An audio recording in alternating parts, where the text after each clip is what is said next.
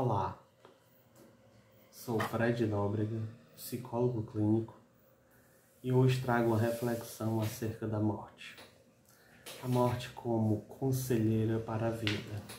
Mas antes de entrarmos, eu te pergunto, morte e vida tem alguma ligação? Existe alguma relação, algum diálogo sobre a morte na vida? Ou a morte deve ser evitada ao máximo? Na nossa cultura ocidental, a morte é vista como algo muito horrível a ser evitado. Não pensar em morte, não falar sobre a morte, protege a gente de algo, protege a gente de não morrer.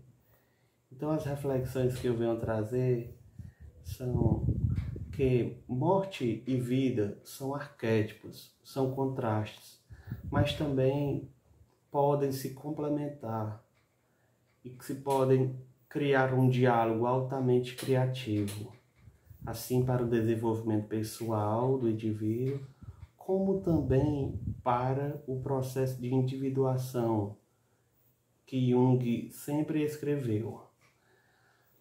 Começo falando sobre o filósofo e imperador Marco Aurélio, que dedicou sua vida ao estudo da filosofia, de uma vida com virtude, uma vida bem vivida, no que ele fala sobre a morte como conselheira de uma vida. Lembrar que se vai morrer e que a virtude e os bons atos devem estar em primeiro lugar e viver uma vida plena, como se hoje fosse a última vez da vida, né? E nesse processo de vida, eu trago uma situação problema. Qual valor tem a vida? O que realmente é importante? É ter muitos bens, muitas propriedades, terras, dinheiro, fama, holofote? Ou viver uma vida simples, ou viver uma vida baseada em ser? As pessoas valorizam demais o ter e o fazer. Olhe muito bem, se você olhar e fizer um planejamento semanal, vai perceber que no planejamento tem: eu vou fazer uma caminhada, eu vou ter que comprar um celular, eu vou ter que ir para o cabeleireiro, eu vou comprar. Nunca está na ideia de eu quero mudar uma atividade, eu quero buscar o autoconhecimento, eu quero mais do que nunca agora ser uma pessoa melhor, melhorar minha espiritualidade. Então, diante da morte, no final da vida, surgem questões e uma conta a ser paga pela consciência, uma espécie de voz interna questionando: o que fizeste de seu tempo, de sua vida? Você se dedicou a quê? Essência ou aparência? O que fizeste com o tempo que foi dado? Dedicastes apenas à aparência?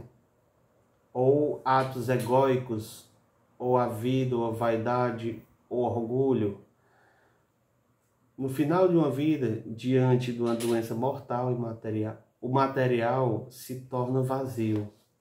A preocupação em bens materiais se transforma e a necessidade da conversa interior, dando lugar ao ser. Cito um estudo de uma psiquiatra tanatologista norte-americana que passou sua vida cuidando de pacientes em estado terminal.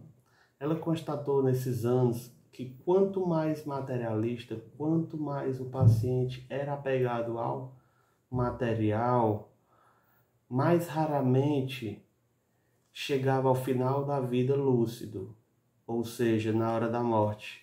Olha que interessante. Quanto mais se dedicava ao material, ao ter, ao comprar, ao ser, ao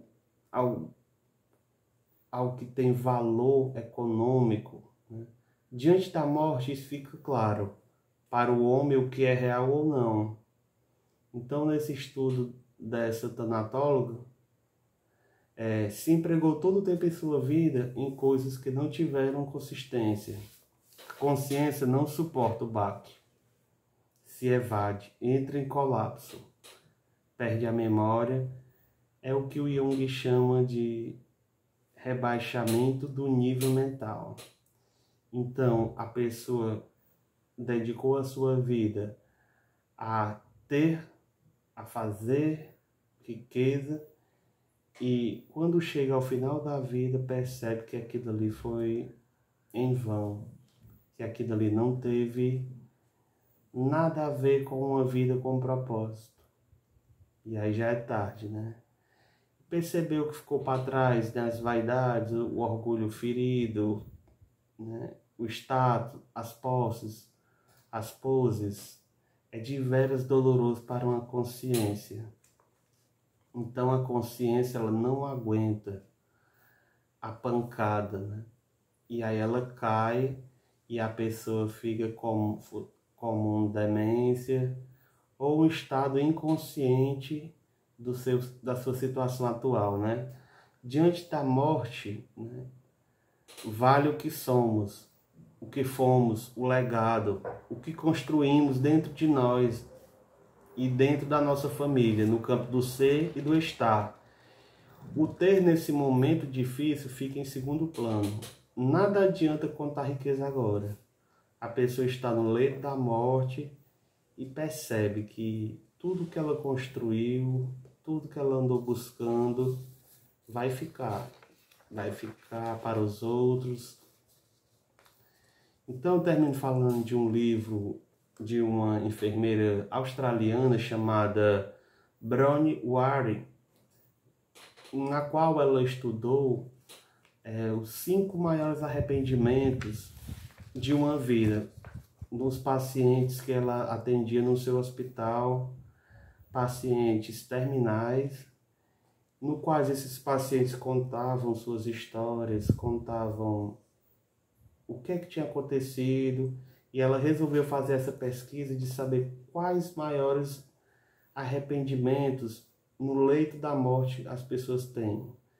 Então, o primeiro, ela fala: gostaria de ter tido a coragem de viver uma vida fiel a mim mesmo, e não o que os outros esperavam de mim. Olha só, aqui ela não está falando opiniões, isso aqui é um estudo baseado em várias pessoas que entravam no hospital e era diagnosticada. O segundo maior arrependimento é: gostaria de não ter trabalhado tanto. As pessoas perceberam somente no final da vida que trabalharam demais e perderam os momentos em família, não puderam participar da primeira vez que o filho falou, que o filho andou, de festinhas do colégio do seu filho, momentos agradáveis em família, porque estavam trabalhando. O terceiro maior arrependimento era: queria ter tido coragem de expressar meus sentimentos. As pessoas no final da vida ficam mais sensitivas e expressar o sentimento em vida não puderam. Então, esse é um dos arrependimentos que as pessoas se queixam, né? E o quarto: gostaria de ter mantido contato com os meus amigos. A pessoa nasce, convive na escola, na faculdade, no grupo de amigos, mas com o tempo não vai cultivando e vai esquecendo, e aquilo vai ficando para trás. E quando a pessoa adoece, por ela não cultivar amizades, as pessoas também não cultivaram a amizade dela. E quando está no leito da morte, se você não visitou ninguém, ninguém vai lhe visitar. O quinto maior arrependimento é: gostaria de ter sido feliz. As pessoas percebem que no final da vida a questão da felicidade, ela não está relacionada com o bem material, com o dinheiro, com a questão do ter, do mostrar. Isso daí está mais ligado à questão do ego, né? A questão de mostrar, eu sou melhor, eu sou mais. Mas no final da vida, e no contato com o travesseiro, na hora que você vai dormir, você percebe que isso é em vão. Então, assim, percebe que no final da vida, o estilo de vida, o sentir, o ser e o estar vale mais. E eu termino esse vídeo, né, dizendo, saber que a vida não nos deve nada, nós é que devemos a ela. A vida é um recurso. E esse recurso depende de como você vai empregar. Você pode empregar o mal ou o bem. A vida é um recurso que deve ser administrado bem ou mal. Hoje eu fico por aqui. Agradeço a todos. Peço que se inscreva no meu canal do YouTube, Psicólogo Fred Nóbrega. Até mais e abraço.